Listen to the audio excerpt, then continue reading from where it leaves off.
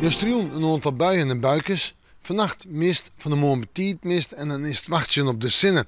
En dan had die zinnen het gewoon dreig en dan had je eerst nog bewolking. Maar dan slag het op een gegeven moment. En dan de komende dagen vol op simmerwarmte en vol op de simmerzinnen. Joen en vannacht. Wel, we hebben een mooie ondergang van de zinnen. En velen hebben vannacht nog altijd een kans op mist, soms dichte mist.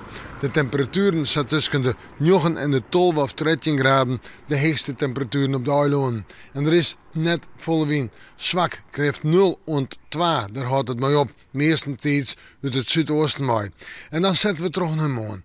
Morgen wordt een dag met ja, toch ik zinnen. Maar we beginnen nog met mist, dan de zinnen en dan wordt het een warme dag.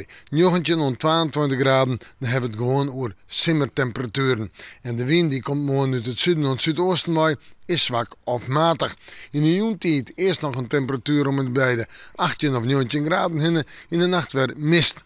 En dan fruitje naar een tonsje, een vreit, een sneeuw, maar zinnen en nog eens een keer zinnen. En de temperaturen zijn om het bij de 23 graden hinnen. Ja, dat hebben we net eens, want deze simmer. Zulke dagen met zo lang zinnen en zo volle zinnen. Nee, het is compleet simmerwaar. En ik denk dat het simmerwaar in het weekend nog wel even terugzet. We moeten morgen maar weer even in het waarsje.